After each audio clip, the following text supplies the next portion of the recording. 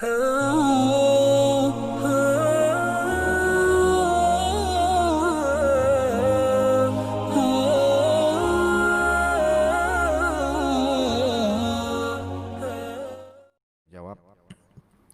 Yang kedua, Assalamualaikum warahmatullahi wabarakatuh. Waalaikumsalam. Ustadz, saya mau bertanya, bagaimanakah menjelaskan perihal tentang bahaya merampas hak orang lain atau zalim kepada orang yang sudah tua? Maaf, sahabat saya punya paman 60 tahun lebih dan keluarga besar yang memang secara ekonomi, yang kurang secara ekonomi. Tetapi keluarga lainnya juga sama-sama berjuang dalam badai perekonomian. Namun paman tidak meminta izin sama sekali untuk bercocok tanam di ladang kami. Juga meminjam rumah saudara lain tanpa peduli bayaran listrik, air, PBB bertahun-tahun tidak bayar. Kami lama bersabar, tidak melapor polisi, namun daripada lebih rugi membayar biaya laporan. Tapi paman ini malah sering menghilangkan diri. Mudah-mudahan ada nasihat dan pencerahan dari Ustadz. Amin. Wassalamualaikum warahmatullahi wabarakatuh. Halimah di bumi Allah. Baik. Gimana jawaban dari pertanyaan ini? Jadi ceritanya adalah ada pamannya, ya, dan sudah kekurangan juga secara ekonomi dan memakai lahan, ya, yang dimiliki oleh orang ini, oleh Halimah ini mungkin ya, atau keluarganya tanpa seizinnya. Jadi bagaimana? Baik, ini saya sebetulnya tidak terlalu memahami masalah keluarganya dengan detail ya, kecuali apa yang ditulis. Tetapi yang boleh saya sikapi pada kasus seperti ini adalah simple sebetulnya. Jadi mengenai paman itu kan masih kerabat kita secara umum.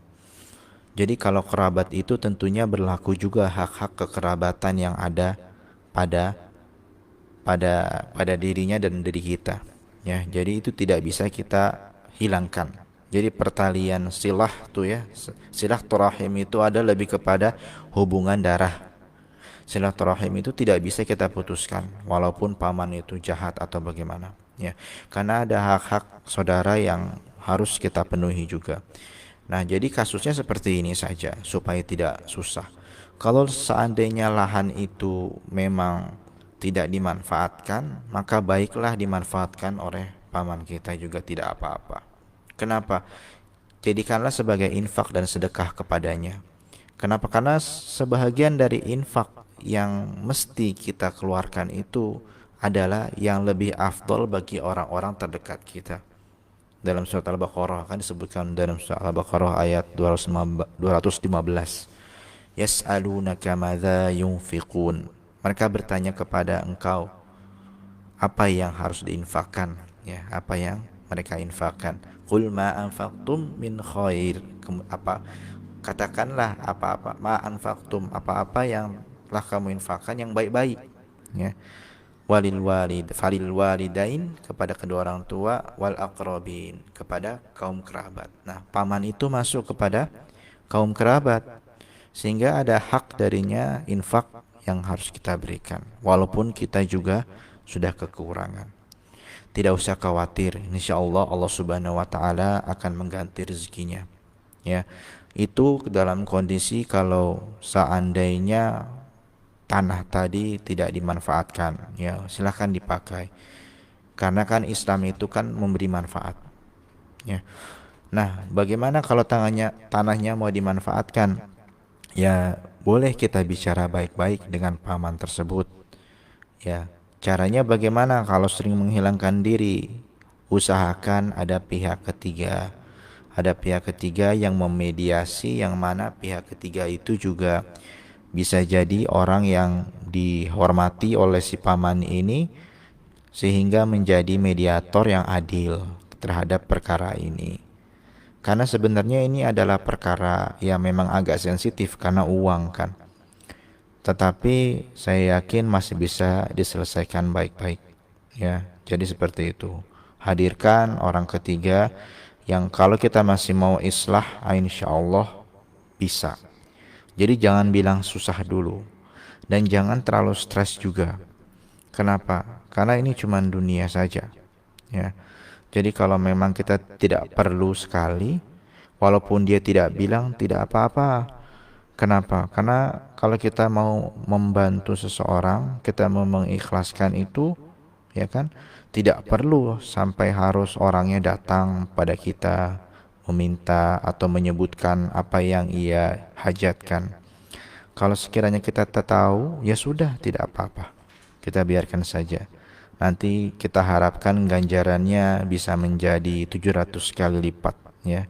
Wala tubtilu sadaqatikum bil manni wal adha. Jangan kamu rosak sedekah kamu dengan menyebut-nyebut dan menyakiti orang yang disedekahkan. Jadi sebetulnya kalau kita masih ada tanah yang ada orang yang mau memanfaatkannya, kemudian kita tengah tidak sedang berhajat dengan tanah itu, silahkan. Justru menurut saya akan jadi pahala jariah untuk kita. Ya, niatkan seperti itu, ya Ibu Halimah, supaya nggak usah susah dan stres. Karena kadang-kadang kita ini disibukkan sama perkara-perkara seperti ini, yang mana ada hal lebih penting yang harus kita pikirkan.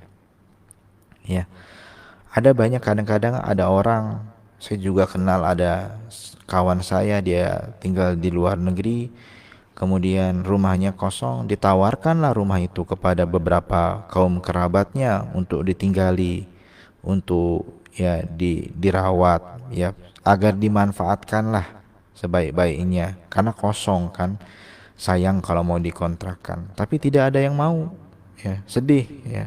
Kenapa? Karena kita pengen supaya rumah itu kan menjadi manfaat jariah bagi kita. Tapi ternyata mungkin saudara-saudaranya sudahlah cukup lapang semua. Padahal orang itu berhajat agar siapapun juga yang mau memanfaatkannya silahkan saja. Ya kadang-kadang kita nggak usah pusing masalah itu harta dunia.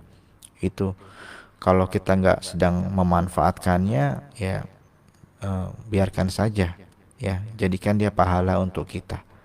Toh surat-suratnya juga ada di kita kan, kita tanahnya atas nama kita dan semuanya atas nama kita. Jadi nggak usah khawatir, ya.